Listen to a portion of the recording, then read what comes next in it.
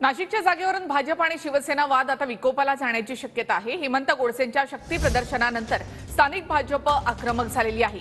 नाशिकमधील भाजपचे प्रमुख पदाधिकारी मुंबईकडे रवाना झालेत। नाशिकच्या जागेबाबत देवेंद्र फडणवीस यांची ते भेट घेणार आहेत।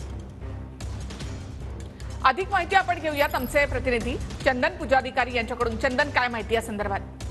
निखिल, आपल्याला माहिती आहे की काल नाशिकचे माजी खासदार हेमंत गोडसे यांनी ठाण्यामध्ये येऊन मुख्यमंत्र्यांच्या घराजवळ शक्ती प्रदर्शन केलं। एक प्रकारे दबाव टाकण्याचा प्रयत्न केला की नाशिकची जी जागा आहे ती शिंदे गटालाच मिळायला पाहिजे। यासाठी फक्त हेमंत गोडसेच नाही तर नाशिकचे पालकमंत्री दादा भुसे असतील, भाऊसाहेब चौधरी असतील, या सगळ्या नेत्यांनी काल मुख्यमंत्र्यांची भेट घेऊन एक प्रकारे दबाव टाकण्याचा प्रयत्न केला। तर दुसरीकडे आता नाशिकच्या जागेसाठी भाजप देखील आक्रमक आहे।